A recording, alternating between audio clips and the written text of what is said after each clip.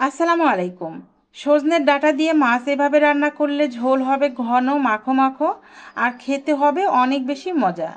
আপনারা একবার যদি রান্না করেন বারবার করতে ইচ্ছে করবে। আজকে দেখাচ্ছি খুব সহজ কিন্তু একদম গ্রামের স্বাদের রেসিপি। তাহলে চলুন আমরা রেসিপি শুরু করি। প্রথমে আমি আমার পরিমাণ মতো এখানে সজনা নিয়েছি আর সজনাগুলো এরকম লম্বা করে প্রথমে কেটে নিয়েছি। এরপর দুই সাইড থেকে এভাবে উপরে খোসাগুলো ছিলে ফেলছি, তাহলে কিন্তু ছিলতে সুবিধা হয়। তবে আপনারা আপনাদের সুবিধা অনুযায়ী সজনাগুলো ছিলে নেবেন। তো দর্শক, আপনারা যারা ভিডিও দেখছেন আপনাদেরকে অসংখ্য ধন্যবাদ জানাচ্ছি। যদি আমার রেসিপি আপনাদের কাছে ভালো লাগে তাহলে লাইক শেয়ার করে চ্যানেলটি সাবস্ক্রাইব করে রাখবেন। আর আপনাদের সজনা কিভাবে খেতে ভালো লাগে সেটা কিন্তু অবশ্যই কমেন্ট করে জানাবেন। তো এই তো দেখুন, আমি সজনাগুলো এরকম লম্বা করে ছিলে ভালোভাবে ধুয়ে নিয়েছি। তার সাথে এখানে ট্যাংরা মাছ নিয়েছি। ট্যাংরা মাছগুলো যে সাইজের, সজনাগুলো কিন্তু আমি সেই সাইজের করেই কেটে নিয়েছি। আমি ট্যাংরা মাছ দিয়ে সজনাগুলো রান্না করব, তবে আপনারা আপনাদের পছন্দ মতো মাছ দিয়ে রান্না করে নিতে পারবেন। আর এর সঙ্গে দুটি টমেটো দেব। প্রথমে মাছগুলো হলুদ লবণ মরিচ দিয়ে মাখিয়ে নিয়েছি আর তেলের মধ্যে ভেজে নিচ্ছি। এই তেলের মধ্যে আমি প্রথমে একটা স্পেশাল মশলা তৈরি করে নিয়েছি। সেই মশলাটা কিভাবে তৈরি করেছি সেটা আপনাদের সঙ্গে পরে শেয়ার করছি। তো মাছগুলো আমি এভাবে ভেজে নিয়েছি। আপনারা চাইলে মাছগুলো কষিয়ে রান্না করে নিতে পারবেন। মাছ ভাজা তেলের মধ্যে আমি দুটো মাঝারি সাইজের আলু এভাবে কেটে নিয়েছি। এই আলুগুলো ভেজে নিচ্ছি। আলুগুলো নাড়াচাড়া করে যখন দেখবেন যে আলুগুলো এইরকম ভাজা হয়ে গেছে, প্রায় সেদ্ধ হওয়ার মতো হবে, তখনই কিন্তু আলুগুলো তুলে নিচ্ছি। তো এই তো দেখুন, আমি আলুগুলো এইভাবে ভেজে নিয়েছি। এবার এর মধ্যে দিয়ে দিচ্ছি ছোট সাইজের একটা পেঁয়াজ কুচি। পেঁয়াজগুলো একটু নাড়াচাড়া করে ভেজে নিয়েছি। আর তার সাথে দিয়ে দিচ্ছি আগে থেকে যে দুটো টমেটো কেটে রেখেছিলাম, সেই টমেটোগুলো দিয়ে দিচ্ছি।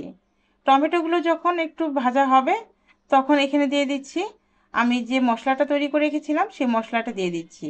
এভাবে মশলা বানিয়ে যদি তরকারি রান্না করা হয় তাহলে খেতে এত যে মজা হয়, আপনারা না খেলে বুঝতেই পারবেন না। তো মশলাগুলোকে ভালোভাবে ভেজে নিতে হবে। আর তার সাথে দিয়ে দিচ্ছি হাফ চামচ আদা পেস্ট। এরপর মশলাগুলোকে তেলের মধ্যে ভালোভাবে ভেজে নিচ্ছি। যখন মশলা থেকে খুবই সুন্দর সুঘ্রাণ বের হবে তখন এখানে দিয়ে দিচ্ছি স্বাদ মতো লবণ, হাফ চামচ ধনিয়া গুঁড়া, হাফ চামচ জিরা গুঁড়া, হাফ চামচ হলুদের গুঁড়া, প্রায় 1 চামচ দিয়ে দিচ্ছি শুকনো মরিচের গুঁড়া। এরপর মশলাগুলো ভেজে নিচ্ছি। মশলাটাকে ভালোভাবে কষানোর জন্য ব্লেন্ডারে জার ধুয়ে পানি দিয়ে দিচ্ছি। এইবার মশলাটাকে ভালোভাবে কষিয়ে নিতে হবে। এই মশলাটা যত ভালোভাবে কষাবেন এই ঝোলটা কিন্তু খেতে তত বেশি মজা হবে। মশলা ভালোভাবে কষানো হয়ে গেলে এখানে দিয়ে দিচ্ছি আগে থেকে ভেজে রাখা সেই আলুগুলো। আলু দিয়ে ভালোভাবে নেড়েচেড়ে মিশিয়ে নিচ্ছি।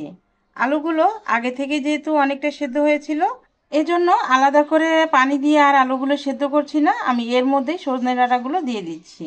সজনে ডাঁটা দিয়ে আবারও ভালোভাবে নেড়েচেড়ে মিশিয়ে নিচ্ছি। এখন আলু আর সজনে ডাঁটা যেন ভালোভাবে সেদ্ধ হয়, এজন্য সামান্য একটু পানি দিয়ে নাড়াচাড়া করে ঢাকনা দিয়ে ঢেকে রেখে রান্না করব। আর চুলা মিডিয়াম টু হাই হিটে রেখে রান্না করে নেব। আর মাঝে মাঝে অবশ্যই কিন্তু নাড়াচাড়া করে দিতে হবে, যেহেতু ঝোলটা ঘন, নিচে পুড়ে যাওয়ার সম্ভাবনা আছে।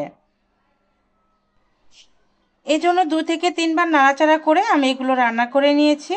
আর দেখতেই পাচ্ছেন এই পর্যায়ে ঝোলটা কতটা লোভনীয় হয়েছে। আমাদের রান্নাটা কিন্তু আরও অনেকটাই বাকি আছে। তো এই পর্যায়ে আলু আর সজনে ডাঁটা খুব সুন্দরভাবে সিদ্ধ হয়ে গেছে। আমি এবারে এর মধ্যে পরিমাণ মতো ঝোলের পানি দিয়ে দিচ্ছি। পানি দিয়ে নাড়াচাড়া করে ভালোভাবে মিশিয়ে নিচ্ছি। এরপর ঢাকনা দিয়ে ঢেকে রেখে দিব। ঝোলটা যখন বলক চলে আসবে তখন এর মধ্যে মাছ দিয়ে দিব। তো ভিউয়ার্স, আপনারা এইভাবে একবার হলেও রান্না করে দেখবেন সজনে ডাঁটা মাছ দিয়ে রান্না করে খেতে কতটা যে সুস্বাদু হয়। সজনে ডাঁটা যে কোনোভাবে রান্না করলেই খেতে অনেক মজা লাগে। তারপরেও এইভাবে যদি রান্না করা যায় তাহলে এটা খেতে কিন্তু আরও অনেক বেশি মজা হয়। এই পর্যায়ে তরকারিতে মাছগুলো দিয়ে এর উপরে কয়েকটা কাঁচামরিচের ফালি দিয়ে দিচ্ছি আর বেশ কিছুটা ধনিয়া পাতা কুচি দিচ্ছি। এরপর ঢাকনা দিয়ে ঢেকে মিডিয়াম হিটে রেখে এটাকে রান্না করে নিব রান্নাটা সম্পূর্ণ হওয়া পর্যন্ত।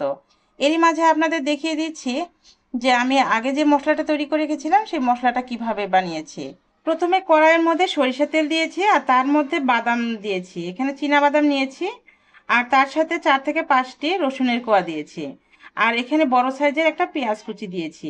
এবার এগুলোকে একটু লাল লাল করে ভেজে নেব। এখানে কিন্তু আমাদের আরও কিছু মশলা অ্যাড করতে হবে, সেগুলো আমি পরে দেখিয়ে দিচ্ছি। তো আমি এগুলো ভাজা হয়ে গেলে চুলা থেকে নামিয়ে ঠান্ডা করে নিচ্ছি। ঠান্ডা হয়ে গেলে ব্লেন্ডার জারের মধ্যে নিয়ে নিচ্ছি। আপনারা কিন্তু এগুলো পাটাতেও বেটে নিতে পারবেন।